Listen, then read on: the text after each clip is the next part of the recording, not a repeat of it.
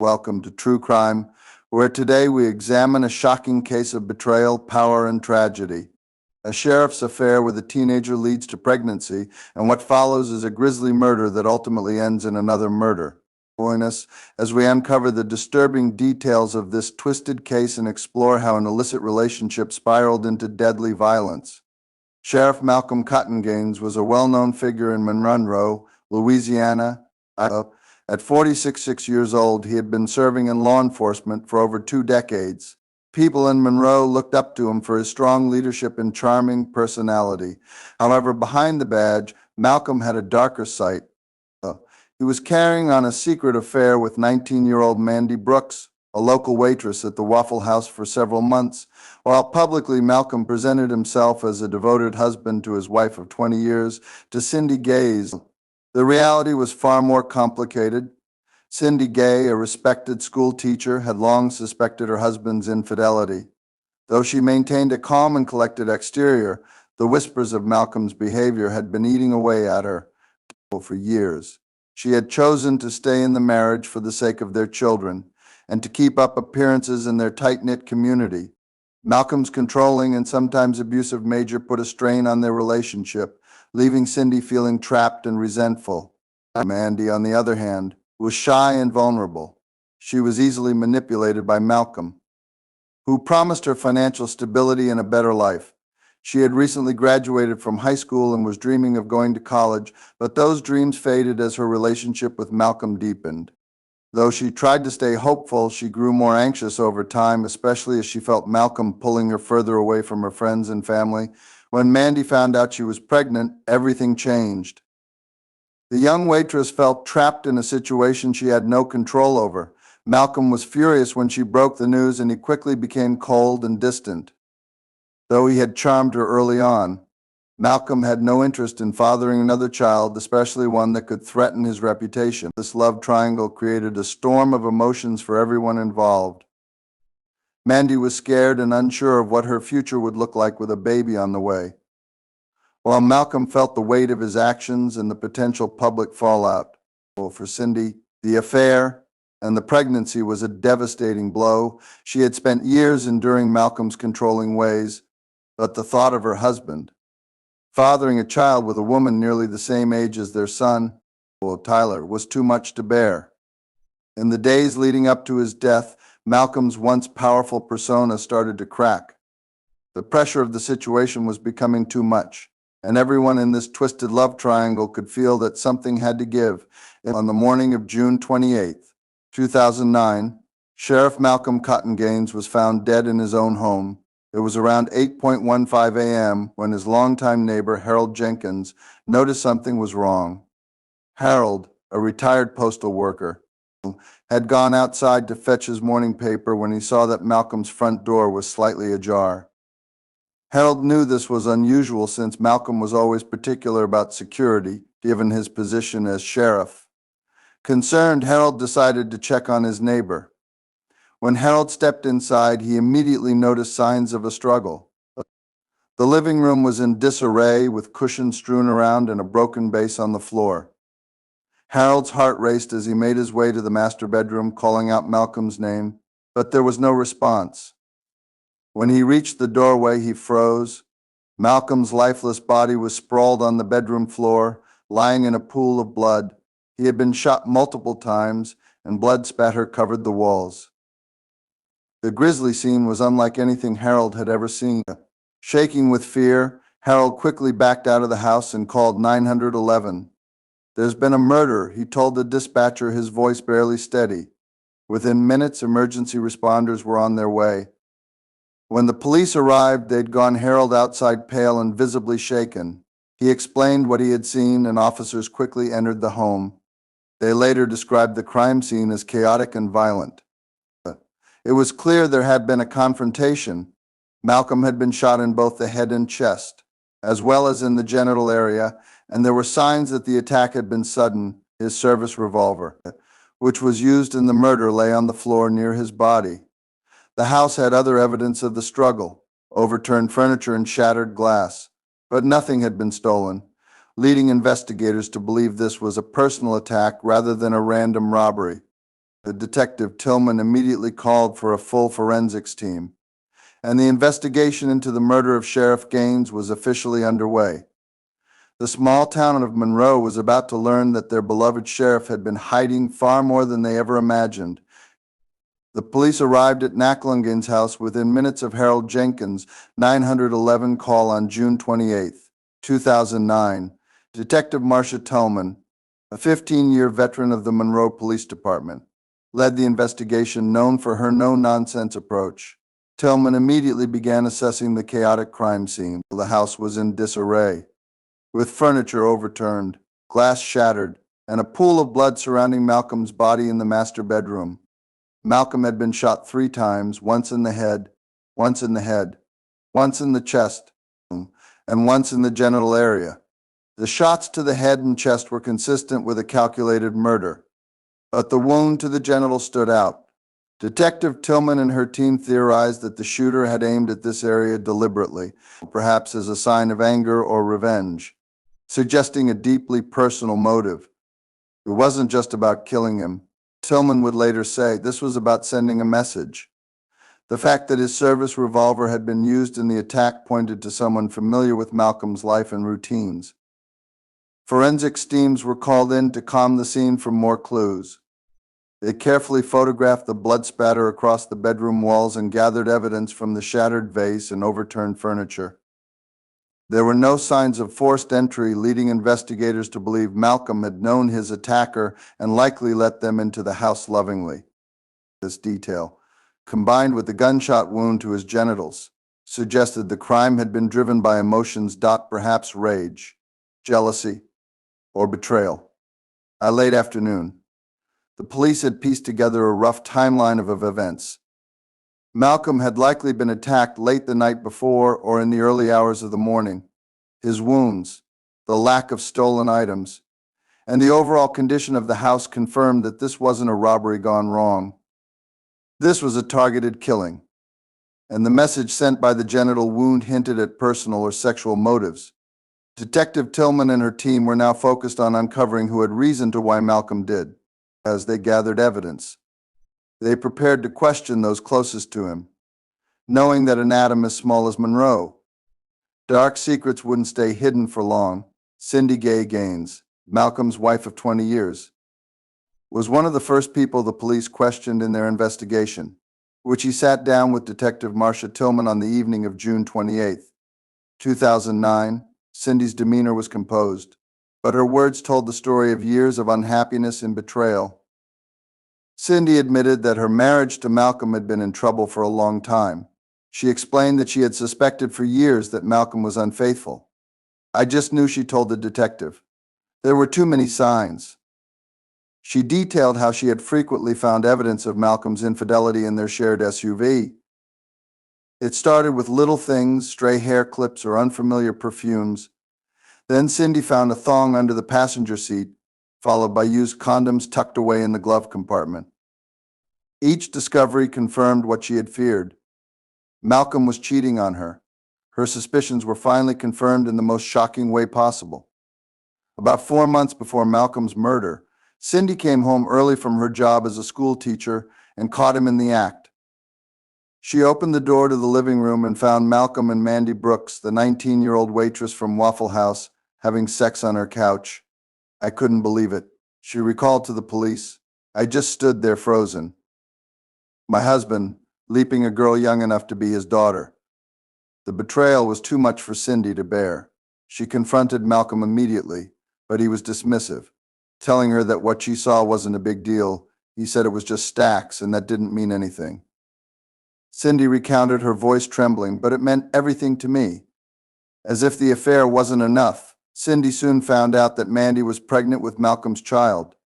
Cindy overheard Malcolm on the phone with Mandy discussing the pregnancy late one night. She couldn't believe what she was hearing. Her husband, not only having an affair, but about to have a child with someone else. Cindy had put up with so much for so long, but this for her was just too much. The revelation of the affair, followed by the news of Mandy's pregnancy, had pushed Cindy to her emotional breaking point. She felt humiliated, angry, and utterly betrayed by the man she had once loved. She told police she just wanted it to be over, her marriage and her life. Despite her painful admissions, Cindy remained calm during the interrogation. She denied any involvement in Malcolm's murder, insisting that although she hated what he had done, she hadn't killed him. The police, however, saw her as a key suspect, and her motive, years of betrayal and anger, was clear. Mandy Brooks, the 19-year-old waitress from the local Waffle House, had been swept into a complicated and manipulative relationship with Sheriff Malcolm Gaines. When police questioned Mandy, she described how Malcolm had promised her a future far beyond the life she was living. Growing up in a small town, the daughter of a felon, Mandy had big dreams but few means to achieve them. She had dropped out of school and was stuck working late shifts at the Waffle House, living paycheck to paycheck. When Malcolm entered her life, things changed. Mandy told the police he promised her the world and that he could take care of her and give her everything she wanted. Malcolm, who was nearly 30 years her senior, convinced Mandy that he would buy her a house, support her financially, and even take her on vacations. He once told her he was planning a trip for them to Dollywood in Pigeon Forge, Tennessee, a dream vacation for Mandy, who had never left Louisiana before. These promises made Mandy feel like she had a future she could look forward to. Malcolm's power and charisma made it hard for her to see the darker side of their relationship. However, things took a turn when Mandy discovered she was pregnant. In late April 2009, after weeks of feeling nauseous and fatigued, she took a pregnancy test. The result was positive. Mandy was stunned. She had never planned to get pregnant, especially not with Malcolm's child. "I didn't know what the bleak to do," she told the police. "I felt trapped." The pregnancy made Mandy feel conflicted. On one hand, she thought Malcolm would keep his promise of financial security and provide for both her and the baby. On the other hand, she knew deep down that Malcolm had been lying to her. His promises of a life together felt hollow, and she feared he would abandon her now that she was pregnant. The pressure mounted and Mandy began feeling isolated, not knowing who to turn to. Her situation became even more complicated when Cindy Gaines, Malcolm's wife, confronted her. Mandy described the terrifying moment when Cindy showed up at her apartment one afternoon. Holding a steak knife, shortly after learning about the pregnancy, she knew everything and said she was going to roast my baby on an open fire, Mandy recalled. Cindy accused Mandy of ruining her marriage and demanded to know if the pregnancy was real. Mandy admitted it, trembling with fear. "I was scared." Mandy of ruining her marriage and demanded to know if the pregnancy was real. Mandy admitted it, trembling with fear. "I was scared," Mandy told investigators. Cindy was furious, and I didn't know what the bleach she was going to do. Mandy felt overwhelmed by guilt and shame, caught in a love triangle that was spiraling out of control. She told police that while she wanted to escape the situation, she never intended for things to get violent. Her vulnerability and fear made her a suspect. But she insisted she didn't have the strength or anger to murder Malcolm. Still, her pregnancy and affair made her deeply involved in the case, and police saw her as a key figure in unraveling the truth. The twist in the investigation came when police dug deeper into Malcolm Gaines' affair with Mandy Brooks. During another intense interrogation, Mandy broke down and revealed the disturbing details of how Malcolm had been manipulating her for months. The officers were shocked as she described the emotional stranglehold Malcolm had on her life. It wasn't just the promise of a house or a trip to Dollywood that kept her in his grasp. Malcolm had gone much further. Mandy explained that her mother, a felon with a history of drug offenses, was currently serving time in prison.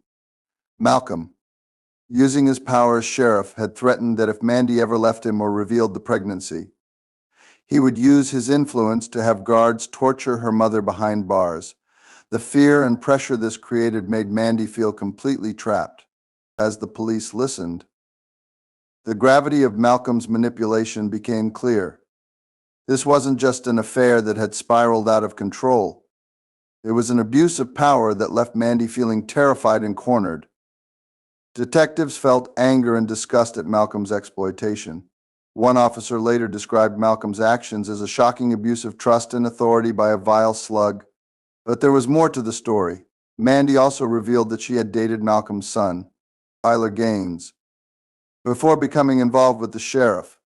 Tyler and Mandy had ended their relationship just months before she and Malcolm started their affair, though Tyler had no idea that his father had stepped in as her new lover. The discovery of this prior relationship added another layer of complexity to the case. Tyler, who had been estranged from his father for years, had already confronted Malcolm after finding out about the affair, though he was unaware of the pregnancy at the time. This twist and the investigation opened up new motives and dynamics between the key players. Detectives began to wonder if Tyler had a role in the murder or if Mandy's actions were driven by fear of Malcolm's threats. The manipulation Malcolm exerted over Mandy and the tangled relationships within the Gaines family left investigators piecing together a puzzle that had become much darker than they originally expected. Tyler Gaines, 21, was no stranger to trouble. Described by locals as a wild card, Tyler had a reputation for being promiscuous and quick-tempered. His relationship with Mandy Brooks had been turbulent from the start. Mandy eventually broke up with Tyler due to his unfaithfulness. He was known to cheat on her with several women, and even a couple of men. Friends of Mandy reported that she had been deeply hurt by Tyler's behavior, and the final straw came when she discovered that Tyler had been seeing other women behind her back. What made the situation even more alarming was Tyler's violent reputation. Despite his quiet demeanor around strangers, Tyler had a dark side that surfaced in his relationships. During police interrogation, Mandy revealed a shocking detail. Tyler had physically abused her on multiple occasions. In a tearful confession, she admitted that she had been pregnant with Tyler's child before their breakup. But Tyler had beaten her into miscarrying several times. The police were stunned by these revelations, adding another layer of tragedy to Mandy's story. When Tyler learned that Mandy was now pregnant with his father's child, his rage only grew, according to those close to him. Tyler felt humiliated and betrayed, not just by Mandy but by his own father, discovering that his father, Malcolm, had not only stolen his girlfriend but also gotten her pregnant was too much for him to handle. Friends described Tyler as feeling completely shattered and out of control after the news broke. One friend recalled Tyler storming out of a local bar after hearing a rumor about Mandy's pregnancy, visibly upset and muttering about taking care of it. During his interrogation, Tyler's anger and frustration were palpable. Police described his demeanor as volatile, noting that Tyler struggled to contain his emotions throughout the questioning. When confronted with the accusations, Tyler denied any involvement in his father's murder, but his hostility toward both Malcolm and Mandy was clear. Police later stated that Tyler's rage was hard to ignore. Though there was no concrete evidence linking him directly to the crime, Tyler's motive for murder was certainly strong. His father had betrayed him in the worst possible way, and Mandy's pregnancy was a constant reminder of the pain he had suffered. But despite his violent reputation and past abuse of Mandy, Tyler maintained that he had nothing to do with the crime. On the night of June 23, 2009, Cindy Gaines finally snapped. After years of suspicion, betrayal, and humiliation, she could no longer tolerate the lies and manipulation from her husband, Malcolm. The discovery of his affair with Mandy Brooks and the fact that Mandy was pregnant with his child was the breaking point. For months, Cindy had been quietly seething, her anger building to a boiling point. She felt trapped in her marriage, disgusted by being quietly seething, her anger building to a boiling point. She felt trapped in her marriage, disgusted by the man she once loved, and consumed by the weight of her husband's infidelity. That night, Cindy confronted Malcolm in their living room. The argument started like so many others, but this time Cindy had a plan. As Malcolm tried to brush her off, dismissing her concerns as paranoia, she grabbed the gun that Malcolm kept hidden in the closet. With trembling hands and her heart racing, she pointed the weapon at her husband. In a cold, quiet rage, she fired a single shot, hitting Malcolm in the groin. The police later theorized that the location of the wound was not a coincidence. It symbolized Malcolm's betrayal of their marriage. Malcolm fell to the ground, bleeding profusely, and Cindy watched as the man she had spent years with lay dying at her feet. In that moment, a flood of emotions washed over her: relief, guilt, anger, and fear.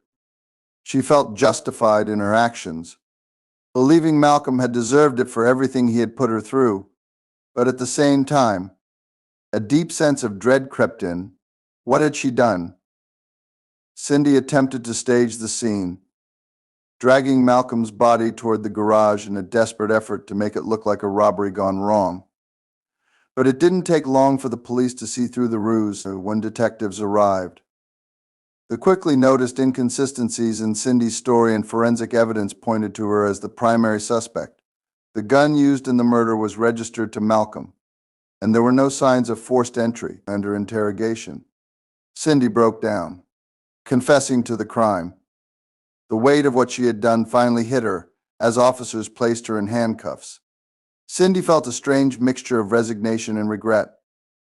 She had hoped that ending Malcolm's life would bring her peace, but instead it brought her nothing but sorrow and the cold reality of a life behind bars. In January 2011, Cindy Gaines faced trial for the murder of her husband, Sheriff Malcolm Gaines. The courtroom was filled with family, friends, and curious members of the Monroe, Louisiana community.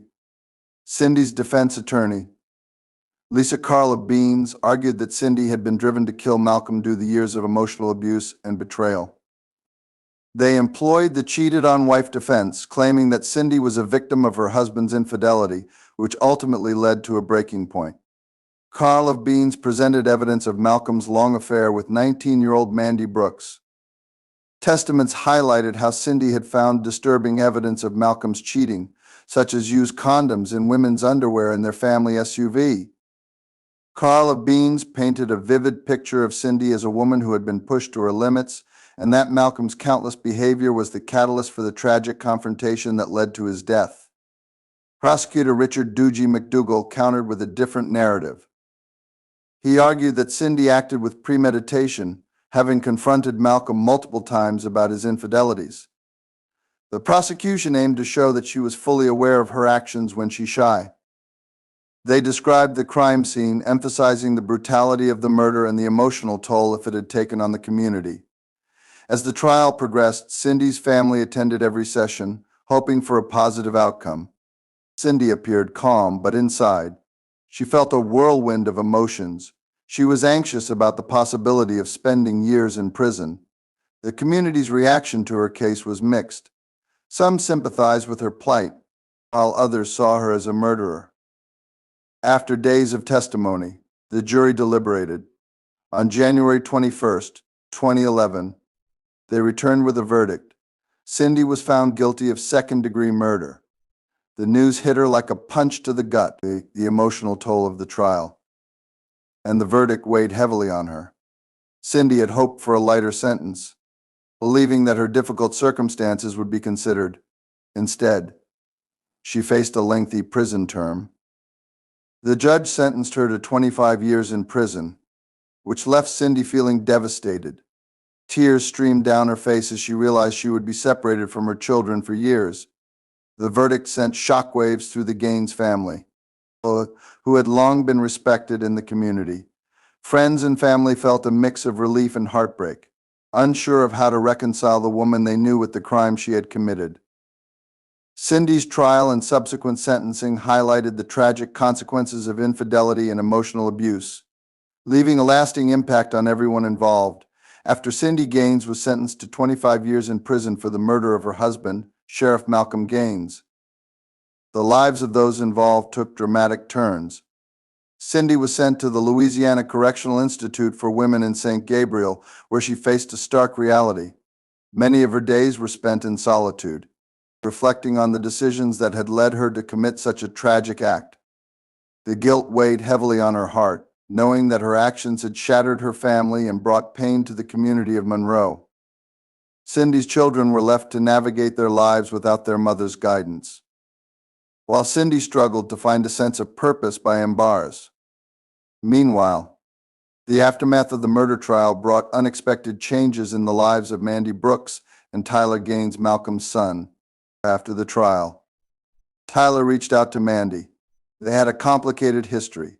Having dated before she began her affair with his father, Tyler had always been known for his promiscuous nature. But his feelings for Mandy had remained strong, even after everything that had happened. The two shared a bond over their troubled pasts, and both were trying to move forward from the chaos that had consumed their lives. In early 2011, just a few months after the trial, Tyler and Mandy rekindled their relationship. They began to see each other more often, meeting at local coffee shops and parks in Monroe. Slowly but surely, they found comfort in one another. Tyler, who had a reputation for being violent in the past, showed signs of change as he focused on becoming a better person. He started attending therapy sessions, working on his anger issues, and trying to be a supportive partner to Mandy. By the summer of 2012, Tyler and Mandy decided to take their relationship to the next level. They announced their engagement during a small family gathering, much to the surprise of those around them. The couple married later that year in a modest ceremony at a local park, surrounded by close friends and family. For them, it was a chance to build a new life together, free from the shadows of their past. As for Cindy, her time in prison was marked by her struggle for redemption. She participated in therapy programs and worked hard to reconnect with her children during visits, although her actions had led to devastating consequences. She hoped that one day she could regain their trust and be part of their lives again. The fates of Cindy, Mandy, and Tyler illustrated the complex nature of love, betrayal, and the consequences of choices made in moments of despair. Each was trying to navigate their lives in the wake of a tragedy that had changed them forever. A sheriff, a scandal, and a murder. The story of Malcolm Gaines serves as a stark reminder that power, when misused, can lead to devastating consequences. This is true crime. Thank you for being with me until the end of this video. If you like true crime videos, be sure to subscribe to my channel and hit the bell so you don't miss the videos I post every day. Thanks to all of you dear ones.